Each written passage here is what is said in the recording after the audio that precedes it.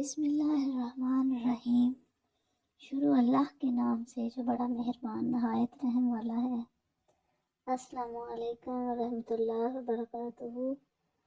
Islamic centre channel میں خوش آمدید۔ ویورز، یہ چینل اسلامک ہسٹری کا چینل ہے۔ اس پہ آپ کو اسلام کے بارے میں معلومات ملتی رہتی ہیں، تمام انبیاء کرام کے حالات زندگی اور ان کے واقعات کے بارے میں معلومات ملتی ہیں۔ تو جڑیے رہیے اس چینل کے ساتھ اسلامک ہسٹری جاننے کے لیے۔ آج کی ویڈیو بھی حضرت موسیٰ علیہ السلام کے زمانے کی ہے کہ حضرت موسیٰ علیہ السلام کے دور میں جب انہوں نے فرعون کو دعوت توحید دی تو فرعون نے کس طریقے سے ان کو جواب دیا، اور ان کے قوم میں سے ایک مومن نے کس طریقے سے حق کا اعلان کیا۔ تو ویڈیو کو اسکپ کیے بغیر اینڈ تک ضرور دیکھیے گا۔ تو آئیے دیکھتے ہیں کہ مومن نے کس طریقے سے اعلان حق کیا۔ جب فرعون نے حضرت موسیٰ علیہ السلام اور آپ کے ساتھیوں کو دردناک سزائیں دینے کا اعلان کیا تو فرعون کی قوم میں سے ایک مومن نے انہیں نصیحت کرنے کا حق ادا کیا۔ اللہ تعالیٰ کا ارشاد ہے، سورۃ المومن میں اللہ تعالیٰ فرماتے ہیں، اور فرعون کے خاندان میں سے ایک مومن شخص جو ابھی تک اپنا ایمان چھپائے ہوئے تھا بول اٹھا کہ کیا تم ایک شخص کو صرف اس لیے قتل کر رہے ہو کہ وہ کہتا ہے میرا پروردگار اللہ ہے، حالانکہ وہ تمہارے پاس تمہارے پروردگار کی طرف سے روشن دلیلیں لے کر آیا ہے، اور اگر وہ جھوٹا ہی ہو تو اس کا جھوٹ اسی پر پڑے گا، اور اگر سچا ہو تو جس چیز سے وہ تمہیں ڈرا رہا ہے اس میں سے کچھ تو تم پر آ ہی پڑے گا۔ اللہ کسی ایسے شخص کو ہدایت نہیں دیتا جو حد سے گزر جانے والا اور جھوٹ بولنے کا عادی ہو۔ اے میری قوم، آج تو تمہیں ایسی سلطنت حاصل ہے کہ زمین میں تمہارا راج ہے، لیکن اگر اللہ کا عذاب ہم پر آ گیا تو کون ہے جو اس کے مقابلے میں ہماری مدد کرے؟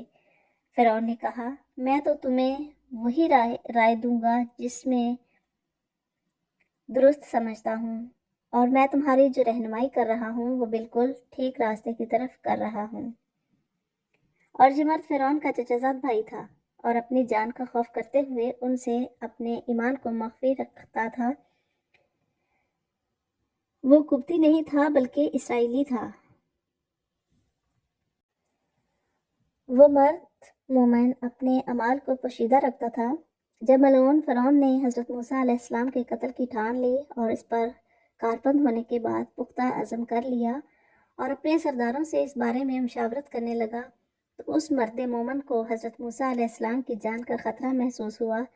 تب اس نے فرعون کو ترغیب و ترہیب کے ساتھ نرمی و لطافت سے سمجھایا اور بطور رائے اور مشورہ اس حرکت سے باز رہنے کا دیا۔ اور حضور صلی اللہ علیہ وسلم سے حدیث ثابت ہے کہ آپ صلی اللہ علیہ وسلم نے فرمایا، افضل جہاد ظالم بادشاہ کے روبرو انصاف کی بات کہنا ہے۔ تو اس مرد مومن نے اس شرف و مرتبے میں اعلیٰ مقام حاصل کیا، کیونکہ فرعون سے ظلم و ستم میں کوئی بادشاہ زیادہ ظالم نہیں ہو سکتا، اور مرد مومن کی بات انتہائی درجہ انصاف و حق پر ہے، کیونکہ اس میں ایک پیغمبر خدا کی عظمت و حفاظت تھی، اور یہ بھی احتمال ہے کہ اس نے اپنے ایمان کو ظاہر کرنے کے لیے کیا ہو۔ اس مرد مومن نے کہا کہ کیا تم ایک ایسے آدمی کو اس لیے قتل کرتے ہو کہ جو کہتا ہے کہ میرا رب اللہ ہے؟ ایسی اچھی بات کی وجہ سے تو قتل نہیں کیا جاتا، ایسے آدمی کی عزت اور احترام کیا جاتا ہے، یا اسے اس کے حال پر چھوڑ دیا جانا چاہیے، کیونکہ وہ تمہارے پاس تمہارے رب کی طرف سے واضح دلائل لایا ہے، اس نے اپنی تصدیق کے لیے معجزات پیش کیے ہیں۔ ایسے آدمی سے تعارض نہ کرنا سلامتی کا راستہ ہے، کیونکہ اگر وہ جھوٹا ہے تو اس کا وبال اسی پر ہے، تمہیں اس کا کوئی نقصان نہیں ہوگا، اور اگر وہ سچا ہے اور اس کے باوجود پھر بھی تم اس کو ستاؤ گے تو تمہیں کچھ نہ کچھ سزا بھگتنا پڑے گی، یعنی تم اس تھوڑے عذاب سے ڈرتے ہو جس سے وہ تم کو ڈرا رہا ہے، غور کرو اگر وہ تمام عذاب تم پر مسلط ہو گیا تو تمہارا کیا بنے گا۔ اس مقام پر ایسا کلام اس مومن کی انتہائی نرمی، عقل مندی اور لڑائی جھگڑے سے بچنے کا مظہر ہے۔ اس نے کہا، اے میری قوم، آج تمہارے لیے بادشاہی ہے، تم زمین میں غالب ہو۔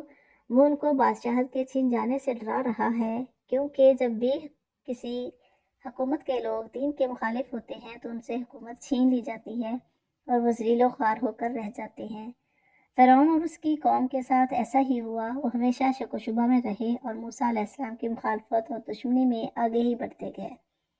یہاں تک کہ اللہ نے ان کو ان کے ملک، گھروں، محلات، نعمتوں اور آرائشوں سے نکال دیا اور ذلیل و خوار کر کے سمندر میں غرق کر دیا، اور ان کی روحیں رفعت و بلندی سے گر کر پستی کی گہرائیوں تک جا پہنچی۔ اسی لیے اس بندہ مومن، نیکوکار، حق کی پیروی کرنے والی قوم کا خیر خواہ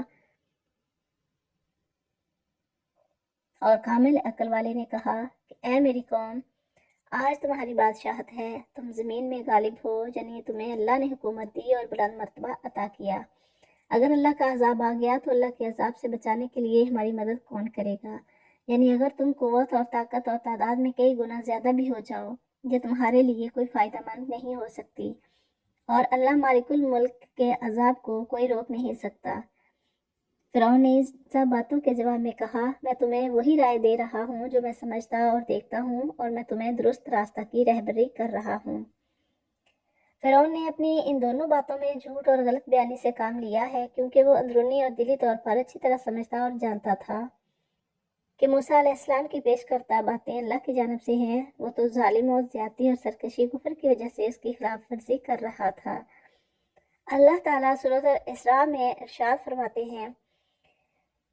موسیٰ نے کہا، تمہیں خوب معلوم ہے کہ یہ ساری نشانیاں کسی اور نے نہیں، آسمانوں اور زمین کے پروردگار نے بصیرت پیدا کرنے کے لیے نازل کی ہیں، اور اے فرعون، تمہارے بارے میں میرا گمان یہ ہے کہ تمہاری بربادی آنے والی ہے۔ پھر فرعون نے یہ ارادہ کیا تھا کہ ان سب بنو اسرائیل کو اس سرزمین سے اکھاڑ پھینکے، لیکن ہم نے اسے اور جتنے لوگ اس کے ساتھ تھے سب کو غرق کر دیا۔ اور اس کے بعد بنو اسرائیل سے کہا کہ تم زمین میں بسو، پھر جب آخرت کا وعدہ پورا ہونے کا وقت آئے گا تو ہم تم سب کو جمع کر کے حاضر کر دیں گے۔ فرعون کو پختہ یقین تھا کہ حضرت موسیٰ علیہ السلام حق پر ہیں، لیکن اپنی کرسی کی وجہ سے مردود رہا۔ اسی طرح دوسری آیت میں اس مضمون کو اللہ تعالیٰ نے واضح طور پر بیان کیا ہے۔ سورۃ النمل کی آیت نمبر 13 اور 14 میں اللہ تعالیٰ فرماتے ہیں،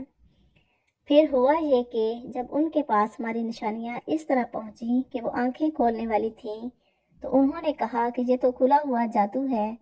اور اگرچہ ان کے دلوں کو ان کی سچائی کا یقین ہو چکا تھا مگر انہوں نے ظلم اور تکبر کی وجہ سے ان کا انکار کیا۔ اب دیکھ لو کہ ان فساد مچانے والوں کا انجام کیسا ہوا۔ باقی رہی فرعون کی بات کہ میں تمہیں درست راستے کی رہبری کر رہا ہوں، تو یہ بھی جھوٹ پر مبنی ہے، کیونکہ وہ کسی دور اور کسی زمانے میں بھی رشد و ہدایت پر نہیں رہا، بلکہ وہ ہمیشہ بے وقوفی، گمراہی اور وہم و گمان کی وادیوں میں بھٹکتا رہا۔ وہ پہلے بتوں اور مورتیوں کی پوجا کرتا رہا، پھر اس نے جاہل اور گمراہی میں غرق لوگوں کو اپنی فرمانبرداری اور پیروی کی طرف بلایا۔ ان جاہلوں نے اس کی اطاعت کی اور اس کے پیچھے چل پڑے، اور انہوں نے اس کی کفریہ اور محال باتوں کی بھی تصدیق کی اور اس کو رب تسلیم کر لیا ہے۔ اللہ عز و جل ان کافروں، گمراہوں، محتاجوں، عاجزوں سے بدرجہ اعلیٰ رفع ہے۔ اللہ تعالیٰ سورۃ الزخرفہ میں فرماتے ہیں، اور فرعون نے اپنی قوم کے درمیان پکار کر کہا کہ اے میری قوم، کیا مصر کی سلطنت میرے قبضے میں نہیں ہے؟ اور دیکھو یہ دریا میرے نیچے بہہ رہے ہیں، کیا تمہیں دکھائی نہیں دیتا؟ یا پھر مانو کہ میں اس شخص سے کہیں بہتر ہوں جو بڑا حقیر قسم کا ہے اور اپنی بات کھل کر کہنا بھی اس کے لیے مشکل ہے۔ بھلا اگر یہ پیغمبر ہے تو اس پر سونے کے کنگن کیوں نہیں ڈالے گئے، یا پھر اس کے ساتھ فرشتے پرے باندھے ہوئے کیوں نہ آئے؟ اس طرح اس نے اپنی قوم کو بیوقوف بنایا اور انہوں نے اس کا کہنا مان لیا۔ حقیقت یہ ہے کہ وہ سب گناہ گار لوگ تھے، چنانچہ جب انہوں نے ہمیں ناراض کر دیا تو ہم نے ان سے انتقام لیا اور ان سب کو غرق کر دیا، اور ہم نے انہیں ایک گئی گزری قوم اور بعد والوں کے لیے عبرت کا نمونہ بنا دیا۔ اللہ تعالیٰ سورۃ النازعات میں فرماتے ہیں، چنانچہ موسیٰ نے اس کو بڑی زبردست نشانی دکھائی، پھر بھی اس نے انہیں جھٹلایا اور کہا نہیں مانا۔ پھر دوڑ دھوپ کرنے کے لیے پلٹا، پھر سب کو اکٹھا کیا اور آواز لگائی اور کہا کہ میں تمہارا اعلیٰ درجے کا پروردگار ہوں۔ نتیجہ یہ ہوا کہ اللہ نے اسے آخرت اور دنیا کے عذاب میں پکڑ لیا۔ حقیقت یہ ہے کہ اس واقعے میں اس شخص کے لیے بڑی عبرت ہے جو اللہ کا خوف دل میں رکھتا ہو۔ ایک اور جگہ سورۃ ہود میں اللہ تعالیٰ نے ارشاد فرمایا، اور ہم نے موسیٰ کو اپنی نشانیوں اور روشن دلیل کے ساتھ پیغمبر بنا کر فرعون اور اس کے سرداروں کے پاس بھیجا، تو انہوں نے فرعون کی ہی بات مانی، حالانکہ فرعون کی بات کوئی ٹھکانے کی بات نہیں تھی۔ وہ قیامت کے دن اپنی قوم کے آگے آگے ہوگا اور ان سب کو دوزخ میں لا اتارے گا، اور وہ بدترین گھاٹ ہے جس پر کوئی اترے، اور پھٹکار اس دنیا میں بھی ان کے پیچھے لگا دی گئی ہے اور قیامت کے دن بھی۔ یہ بدترین صلہ ہے جو کسی کو دیا جائے۔ آل فرعون کی مومن کی مزید باتیں اللہ تعالیٰ نے بیان فرمائی ہیں۔ اللہ تعالیٰ سورۃ غافر میں ارشاد فرماتے ہیں، اور جو شخص ایمان لے آیا تھا اس نے کہا، اے میری قوم، مجھے ڈر ہے کہ تم پر ویسا ہی دن نہ آ جائے جیسا بہت سے گروہوں پر آ چکا ہے، اور تمہارا حال بھی ویسا نہ ہو جیسا حال نوح علیہ السلام کی قوم کا اور عاد و ثمود کا اور ان کے بعد کے لوگوں کا ہوا تھا، اور اللہ بندوں پر ظلم کرنا نہیں چاہتا۔ اور اے میری قوم، مجھے تم پر اس دن کا خوف ہے جس میں چیخ و پکار مچی ہوگی، جس دن تم پیٹ پھیر کر اس طرح بھاگو گے کہ کوئی بھی تمہیں اللہ سے بچانے والا نہیں ہوگا، اور جسے اللہ بھٹکا دے اسے کوئی راستہ دکھانے والا میسر نہیں آتا۔ اور حقیقت یہ ہے کہ اس سے پہلے یوسف علیہ السلام تمہارے پاس روشن دلیلیں لے کر آئے تھے، تب بھی تم ان کی لائی ہوئی باتوں کے متعلق شک میں پڑے رہے۔ پھر جب وہ وفات پا گئے تو تم نے کہا کہ ان کے بعد اللہ اب کوئی پیغمبر نہیں بھیجے گا۔ اسی طرح اللہ ان تمام لوگوں کو گمراہی میں ڈالے رکھتا ہے جو حد سے گزرے ہوئے شکی ہوتے ہیں، اور جو اپنے پاس کسی واضح دلیل کے آئے بغیر اللہ کی آیتوں میں جھگڑے نکالا کرتے ہیں۔ یہ بات اللہ کے نزدیک بھی قابل نفرت ہے، اور ان لوگوں کے نزدیک بھی جو ایمان لے کر آئے۔ اسی طرح اللہ ہر متکبر جابر شخص کے دل پر مہر لگا دیتا ہے۔ ان آیات میں یہ بتلایا جا رہا ہے کہ اللہ کا نیک بندہ اور اس کا دوست فرعون اور اس کے سرداروں کو خبردار کر رہا ہے کہ اگر اللہ کے رسول موسیٰ علیہ السلام کو جھٹلائیں گے تو ان پر بھی اسی طرح کا عذاب نازل ہوگا جس طرح ان سے پہلی قوموں پر نازل ہوا، اور پہلی قوموں پر نازل ہونے والی سزاؤں اور عذابوں کی باتیں اور واقعات ان لوگوں کے ہاں تو اتر کے ساتھ پہنچتی ہوئی تھی جن سے پتہ چلتا تھا کہ انبیاء علیہ السلام کے پیغامات سچے تھے، کیونکہ اللہ نے ان کے جھٹلانے والوں پر عذاب اتارا اور ان انبیاء علیہ السلام کی پیروی کرنے والے اپنے دوست کو نجات دی، اور ان کو قیامت کے دن کے خوف سے مامون و محفوظ کر دیا، جس دن لوگ ایک دوسرے کو پکاریں گے، اور اگر انہیں قدرت ہو تو وہ ادھر ادھر بھاگ جائیں، لیکن ان کو بھاگنے کے لیے کوئی راستہ نہیں ملے گا۔